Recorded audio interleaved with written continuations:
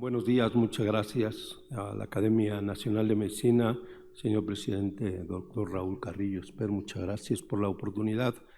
Al expresidente de la Academia Mexicana de Pediatría y miembro de la Academia Nacional de Medicina, doctor Arturo Loredo, que coordina este simposio, agradecerle que haya considerado un tema importante para todos, porque, como bien ya lo mencionó, es un tema que prácticamente nace con la misma humanidad y que desafortunadamente, más que erradicarlo, parece ir creciendo.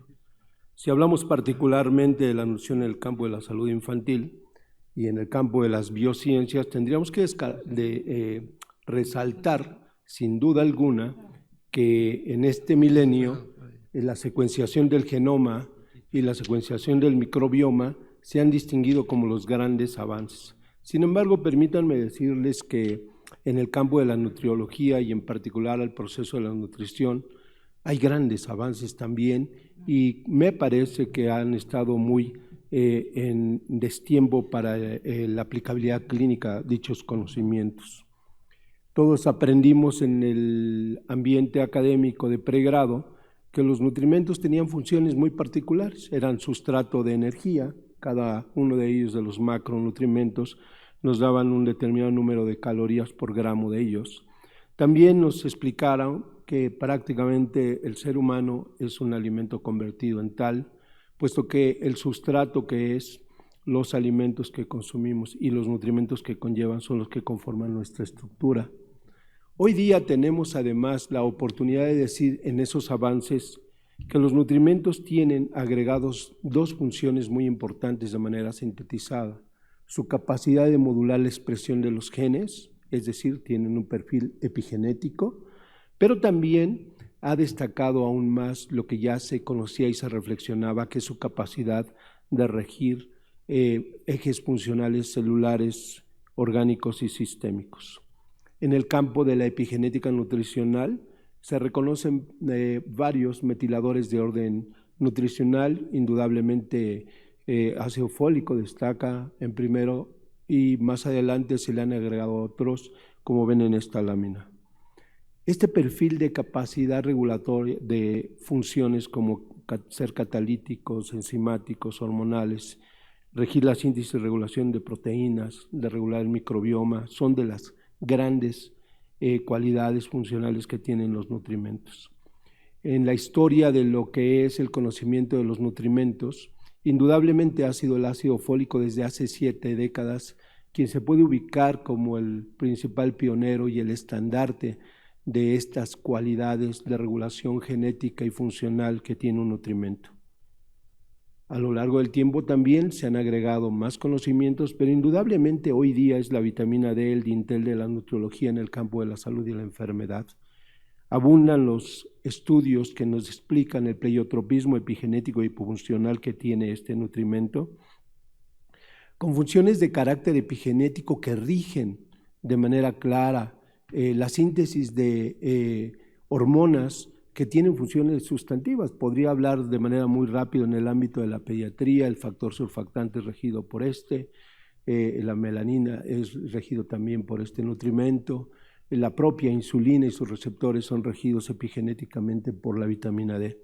Y si hablamos en otro campo, que es el campo de su capacidad de orden epifuncional, ustedes pueden ver en esta lámina el número mayúsculo que tiene de regir funciones a través de sinasas intracelulares y que van a tener efectos funcionales muy importantes. En una manera de ejemplo, quiero mostrar cómo la vitamina D en la etapa perinatal tiene un impacto en la salud del binomio. Está totalmente reconocido que su suficiencia o deficiencia se asocia con la salud gestacional o bien con la expresión de lo que más agobia a una gestante. La propia preeclampsia, la diabetes gestacional, la prematuridad, las pérdidas recurrentes y por supuesto la depresión alrededor del parto están asociadas fuertemente con la insuficiencia de vitamina D.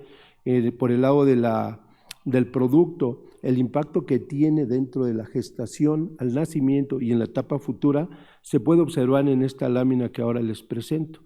El efecto que tiene con los receptores BDR este nutrimento nos explican perfectamente que en páncreas, en el sistema inmune, en riñón, hueso, músculo, cerebro, por decir algunos, tienen funciones perfectamente claras de regulación tanto estructural como funcional que se van a expresar en la salud y en caso de deficiencia en la predisposición y en el desarrollo de las enfermedades que podemos ver en la parte baja de la lámina. A pesar de tanto avance, a pesar de tanto conocimiento, como decía, parece ser dispar todo lo que hoy los investigadores básicos nos otorgan con la aplicabilidad de dicho conocimiento, de tal forma que la deuda y los costos en relación a la malnutrición infantil están vigentes y siguen siendo muy elevados. Por decir algo, en el Banco Mundial se establece que prácticamente la mitad de la población en el mundo no tiene una dieta saludable. Y cuando observamos nosotros aquellos países que sí tienen suficiencia económica para obtener alimentos, nos damos cuenta que han tenido una culturización de lo que es la alimentación que le abona negativamente a su salud nutricional y a su salud sistémica, desafortunadamente por lo que se consume. Se presume que con el sueldo mínimo que se ingresa en nuestro país de manera estandarizada se podría nutrir adecuadamente 4 personas de un núcleo familiar. ¿Esto qué quiere decir? Que lo que necesitamos es educación en salud y en nutrición que pueda hacer que la población asuma y pueda disponer de su economía de una manera ordenada y adecuada en razón de lo que tiene nuestro país como alimentos. Países como Estados Unidos se distinguen que a pesar de ganar muchísimo más de lo que nosotros ingresamos, desafortunadamente su sistema de salud refleja una población llena de obesidad, enfermedades crónico-degenerativas y muchos otros problemas relacionados con la nutrición. Llevado nuevamente al ámbito exclusivamente de la pediatría, este es uno de los retos vigentes más importantes que debemos de considerar. Al menos el 45% de las muertes infantiles, esto es, los menores de 5 años de edad, tienen una asociación directa o indirecta a una deficiencia nutricional.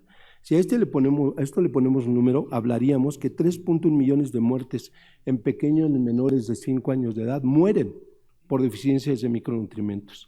Y esto no ha incluido de un 15 a 20% que se presume se adicionan en relación a la pandemia y todas las consecuencias de los desajustes institucionales que tuvo en el sector salud el hecho de vivir este reto como humanidad.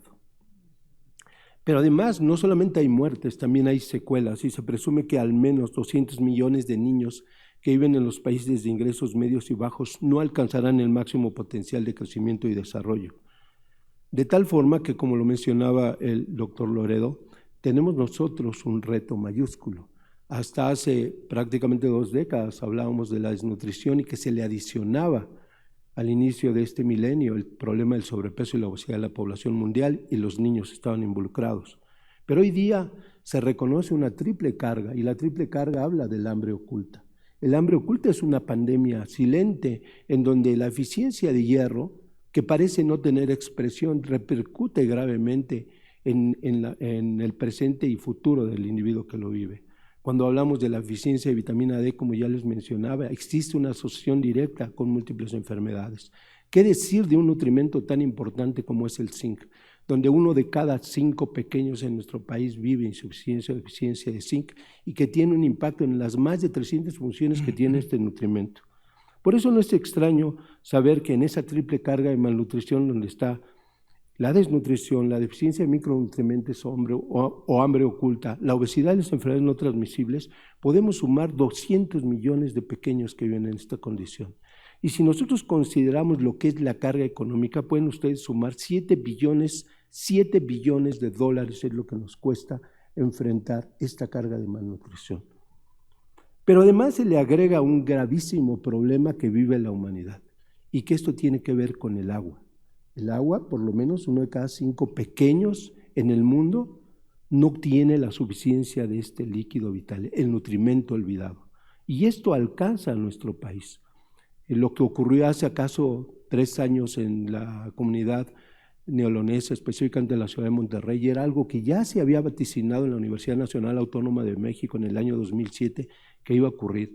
La condición de estrés hídrico que vive la humanidad impacta ya a nuestro país, es de los focos rojos en el planeta, en donde nosotros pronto alcanzaremos el día cero, en donde al menos el 40% de nuestra población no cuente con el agua suficiente para sus necesidades básicas. Este elemento es importante, deficiencia de agua. es un elemento de nutrición básica.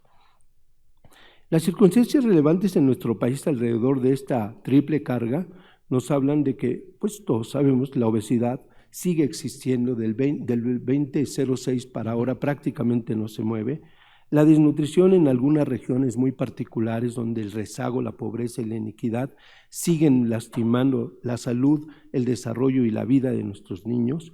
Y por supuesto la deficiencia de micronutrientes, como puse por ahí algunos datos, destaco 38% de los niños de 12 a 24 meses de edad padecen anemia por deficiencia de hierro.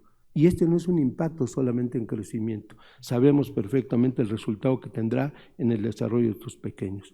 Y si hablamos un poco de la hidratación en la lactancia y en la edad preescolar, que vienen a conformar algo que nosotros en el Instituto Nacional de Pediatría le hemos llamado como un componente adicional de la malnutrición y que le hemos mencionado como el cuarto componente de la ahora cuádruple carga de malnutrición, nos habla que cerca del 80% de los pequeños en etapa de lactancia y preescolar consumen bebidas no saludables. Y esto es también un proceso de malhidratación porque favorece al sobrepeso, la obesidad, favorece a impacto sistémico cuando ya todos reconocemos lo que es el efecto que tiene el jarabe de maíz de alto contenido de fructosa en funciones del hígado, los niveles de ácido úrico, etcétera, etcétera, la predisposición a adherir e improntar en su cerebro el gusto por lo dulce, y esto lleva trascendencia mayúscula. Por eso nosotros le hablamos en este pequeño consenso que realizamos con algunos de los miembros de esta academia y de la Academia de Pediatría, lo que es la cuádruple carga de malnutrición que precisaré más adelante. El problema en nuestro medio es que esto está además penetrando en la población más pequeña de nuestros niños. Es decir, antes de llegar a la etapa escolar, nuestros niños ya viven este problema. Y si ven en las barras, señalan como referencia el Instituto de Salud Pública que desde 1988 y después en 1999, en las encuestas nacionales de nutrición, ya se observaba que venía creciendo el número de pequeñitos con predisposición al sobrepeso y la obesidad. Y fue en 2006, en la primera en Sanud, en donde se señaló como foco rojo que 1 de cada 3 niños y adolescentes tenían sobrepeso o obesidad. Y si vemos nosotros lo que publican las últimas versiones en Sanud en relación a que no solamente existe obesidad, sino coexisten otros elementos o circunstancias que van a favorecer el desarrollo temprano de enfermedades no transmisibles que para mi gusto deberían seguir siendo llamadas crónico-degenerativas, pues en los niños estamos exactamente igual.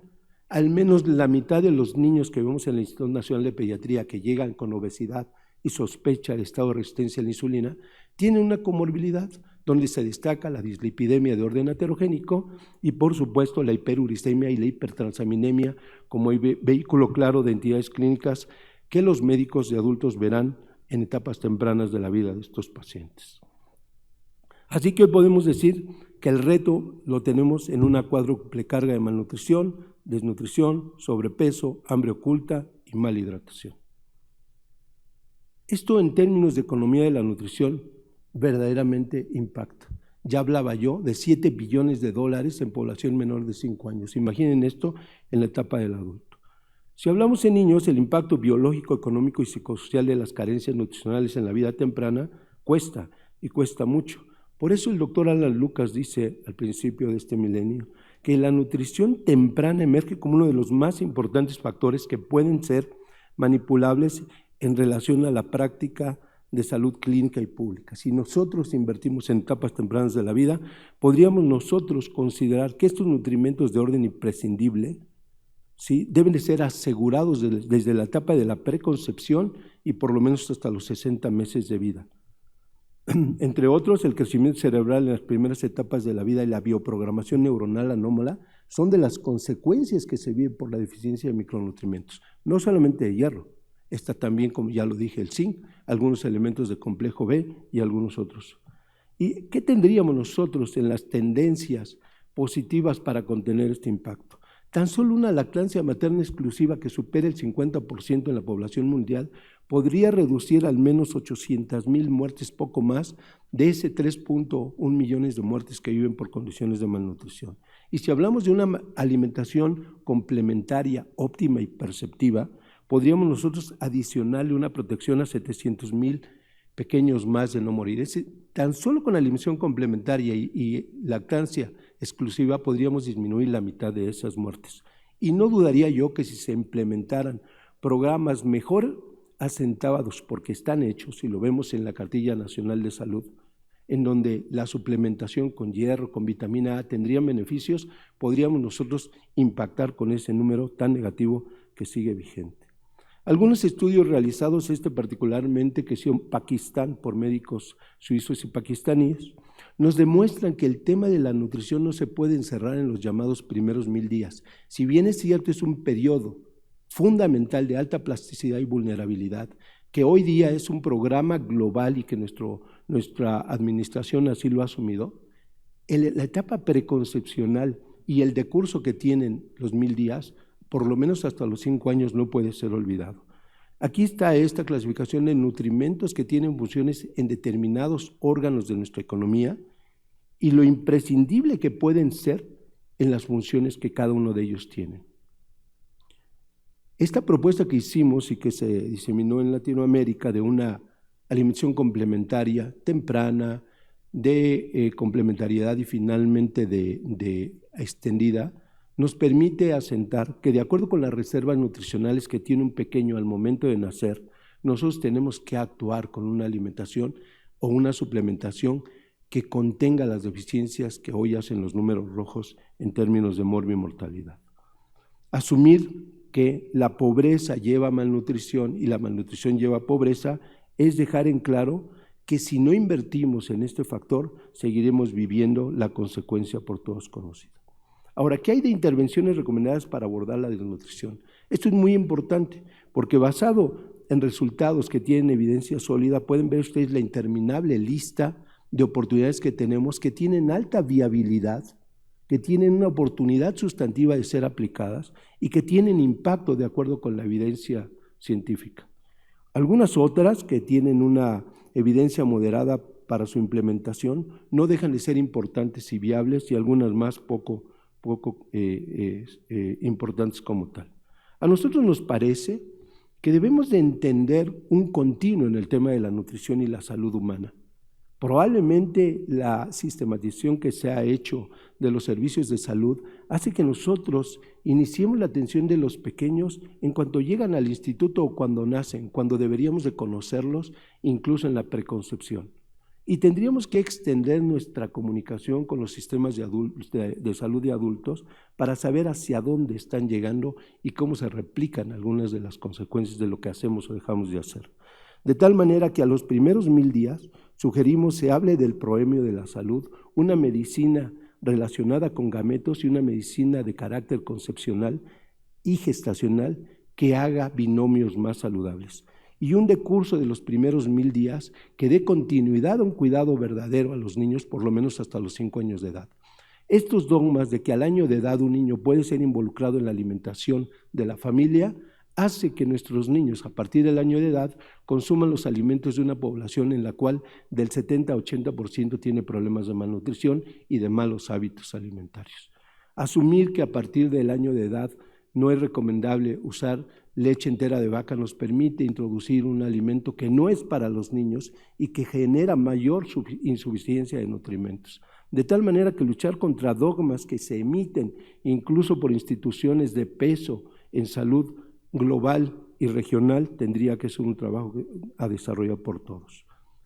La nutrición es un tema de carácter intersectorial. Pensar que la salud y la nutrición dependen solo del sector salud es comenzar de manera equivocada. Todos jugamos aquí, los legisladores, la industria de los alimentos, el sistema educativo y por supuesto el sector salud, la comunidad, las familias y el propio individuo. Necesitamos entender esto como una responsabilidad que todos tenemos. ¿Cómo hacer un México más saludable? En el año 2012, en la transición de administraciones, le presentamos a la administración del presidente Peña Nieto una propuesta de instituciones saludables para un México sano. ¿Qué conllevaba esa propuesta que nosotros hacíamos? Que nosotros lográsemos que las instituciones entendieran y culturizaran la salud y la nutrición. Las instituciones de salud deberíamos de ser ejemplo. Cuando nosotros caminamos en el escenario de los sistemas de salud, nos damos cuenta de que el propio equipo de salud no vive la mejor condición nutricional. Y esto lo vivimos en la pandemia, cuando prácticamente la mitad de nuestro personal se fue porque tenían diabetes, obesidad, hipertensión, etc. Y esto es algo que no tendría que haber ocurrido porque somos el ejemplo de lo que se tiene que establecer en términos de estilos de vida saludable. Y es ahí donde yo hablo que el fenómeno de las improntas tempranas hacen que se adhieran patrones de alimentación y de sedentarismo que son muy difíciles de resolver por el individuo ya en etapa adulta. Lo seguimos viendo, aún siendo espléndidos y grandes profesionales de la salud, viviendo temas como sobrepeso, obesidad, sedentarismo, tabaquismo, alcoholismo, etc. Pero son improntas tempranas que debemos nosotros de romper. El sistema educativo requiere entender que además de las buenas propuestas como ha sido la actual, de erradicar los alimentos de alto contenido de calorías, de alimentos con alto contenido de sodio, de bebidas endulzadas, de sus ámbitos, tienen que asentar el tema de la actividad física todos los días, sí o sí. Si nosotros activamos a los niños al entrar a la escuela, y esto está perfectamente demostrado, tendríamos mejor competencia académica, mejor estado de salud, mayor fraternidad, mejor convivencia, mayor alegría y todo lo que esto conlleva. Y si aseguráramos nosotros bebederos con agua potabilizada en cada uno de las instituciones del sistema educativo, tendríamos una promoción en praxis de lo que es la hidratación saludable. Son elementos altamente viables todos ellos. La intersectorialidad que esto conlleva requiere que nos sentemos para establecerlo como tal. Si nosotros nos aislamos como sector y hacemos un programa cada uno, muy probablemente las cosas no van a resultar. Por supuesto que la industria tiene que ser regulada y además de ser regulada tiene que colocar en el escenario una inversión que permita que la población consumidora tenga asegurada en el consumo de sus productos un beneficio y no un riesgo. Y entender que esto tiene un perfil de carácter cultural cuando culturicemos nosotros a las instituciones educativas, de salud, laborales, etcétera. De estos elementos presumiblemente podríamos pegarle a este problema. En el programa que hacía referencia el año 2012, nosotros colocamos 4 elementos para hacer instituciones saludables. Los elementos eran nutrición y salud, incluso como materia. El otro elemento era fraternidad, no violencia, es decir, contener lo que hoy se vive en ese ámbito. Recreación, deporte, arte, no adicciones. Y por supuesto la fraternidad entre los chicos. Este programa, que fue un poco observado, queríamos nosotros llevarlo a un tema mayor, culturizar la salud, ya lo dije, pero queríamos entender cómo lograr que las instituciones hicieran lo que nosotros proponíamos. Y la propuesta era hacer en un símil a lo que es la ISO 9000 en certificación en calidad, hacer una certificación de instituciones saludables. Instituciones saludables certificadas nos permitiría a nosotros asegurar que cada uno de los sectores que participan tendrían verdaderamente un ejercicio en favor de la salud. Imagino yo un colegio en donde voy a inscribir a mi hijo y que tenga una distinción que diga soy institución saludable y que yo como sociedad y como padre de familia entendiera que ese colegio entonces trabaja por la salud y la nutrición, trabaja contra la violencia, trabaja contra las adicciones y trabaja contra todos los males que nacen muy tempranamente. Y que sea el gobierno quien haga la certificación a través de académicos, a través de la Secretaría de Salud y otros representantes, de que dichas instituciones estén funcionando para tal fin. Y que aquellas instituciones que no cumplan, que no logren la certificación, observen recomendaciones y sanciones de ser necesario. Imagino los colegios particulares cuánto optimizarían sus recursos para hacerse acreedores a ser una institución saludable. Pensarían en los centros laborales cuánto harían para que tuvieran una población menos enferma, más productiva. Pensaría en un gobierno que tuviese instituciones modelo para poder contener todos los males que hoy viven nuestros niños. Y en ello está la malnutrición. Y como les decía, esto no puede ser solamente de un sector. Juega el sector público y juega el sector privado. Imaginen ustedes chicos resilientes, chicos que no conocen el estrés, chicos que no se van a drogar, que no se van a suicidar, que van a entender el valor de la fraternidad. Entendamos que esto es algo de todos, y así es la malnutrición, y perdón, quise tomar la oportunidad de este centro para ser vehemente y enfático en la oportunidad que tenemos, y esto particularmente mañana que tenemos la oportunidad de estar en la Cámara de Diputados, lo presentaré como una aportación que tiene el sector salud, a entender que tenemos la oportunidad de una iniciativa de ley que haga esta propuesta de instituciones saludables para un México sano. Viabilidad yo la observo, oportunidad de que todos participemos en ella también, y yo creo que las academias siempre tendrán ese peso que todos sabemos que tienen. Bueno, en conclusión, la malnutrición infantil es una deuda vigente para todos los gobiernos y sistemas de salud. La cuádruple carga de malnutrición y sus componentes en forma aislada o combinada sujeta a mucho riesgo a los infantes. La multisectorialidad de la salud y la nutrición deben dirigirse hacia políticas públicas educativas y preventivas que trasciendan a todas las instituciones y a la sociedad.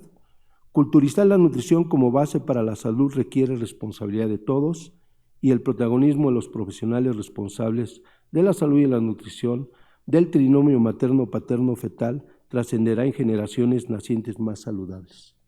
Muchas gracias.